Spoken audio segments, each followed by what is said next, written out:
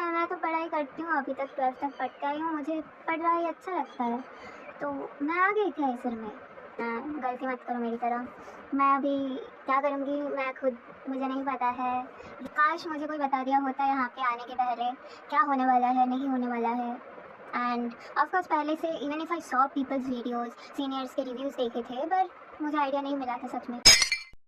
Hi, this is your big sister Monoshini, and I will be talking about my experience in ISER Bhopal.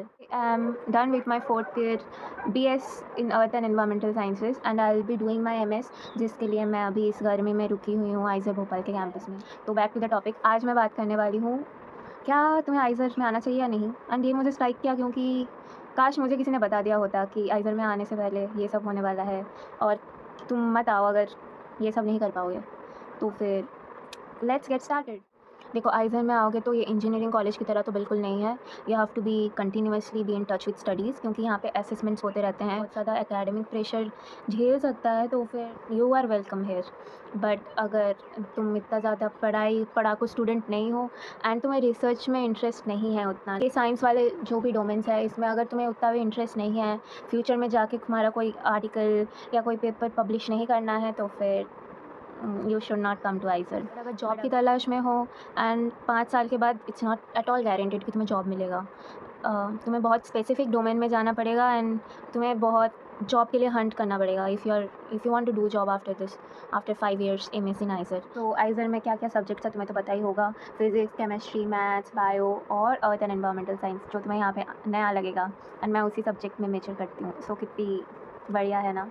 But ठीक है, अगर if you are student who is a very science enthusiastic person and who love science, who wants to do research, या कोई भी topic तुम पढ़ते हो and तुम्हें उसके बारे में पढ़ते रहना बहुत पसंद है and you want to know more and more about it, तो फिर तुम्हारे लिए रिसर्च लाइन अच्छा है। एमएस में 10 सेमेस्टर्स होते हैं, तो एक एक सेमेस्टर में तुम्हारे 6-7 कोर्सेज होंगे, उसमें लैब भी हो सकता है साथ में, कभी कभी 2-3 लैब्स प्लस थियोरिटिकल कोर्सेज भी रहता है। यहाँ पे जो कंटिन्यूस असेसमेंट्स होता है, like there is quizzes, then there is mid semester exam, then there is end semester exam. तो कंटिन्यूसली तुम्हारा एग्ज़ाम्स होता ही रहता है टू इवैल्यूएट यू। तो एकेडमिक्स का प्रेशर अगर तुम झेल पाओगे तो फिर तुम्हारे लिए बढ़िया है। And if you are very brilliant और इंटेलिजेंट एंड तुम्हें एक दिन पहले पढ़ के तो यहाँ पे एग्ज़ाम्स क्लियर नहीं होने वाला है, मतलब पास हो जाओगे, ग्रेड्स अच्छे नहीं आएंगे। तो यहाँ पे कंटिन्यूसली पढ़ना पड़ेगा तुम्हें। Even if you score good grades, that's not going to land you to a good job. तुम्हारे पास स्किल सेट होना बहुत ज़रूरी है, बिकॉज मतलब सेमेस्टर के लाइक तुम कोर्सेज तो क्लियर कर लोगे अच्छे से, बट कोर्सेज से जो नॉलेज है एंड जो तुम स्किल्स बिल्ड करोगे, that will only make you demanding in this generation. And jobs line के लिए तुम्हें वेरी स्पेसिफिक सेक्टर में जाना पड़ेगा and you have to search constantly. Job hunting तो तुम्हें करना ही पड़ेगा, बट यहाँ पे जॉब्स पाना इतना वायबल नहीं है जितना तुम अगर इंजीनियरिंग करके तुम्हें प्लेसमेंट लग जाता। तो अगर तुम्हें जॉब्स करना है 4-5 साल पढ़ने के बाद, तो फिर तो तुम आइज़र मत आओ। पर अगर तुम्हें रिसर्च में इंटरेस्ट है, तुम्हें साइंटिस्ट बनना है, तुम्हें प्रोफेसर बनना है, तो तुम आइज़र आओ।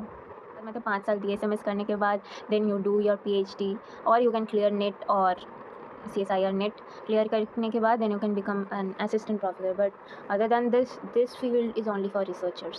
सो आइज़र में अगर आना चाहते हो then please give it a thought. बाकी ये अगर तुम्हें पता था तो ठीक है, मुझे नहीं पता था।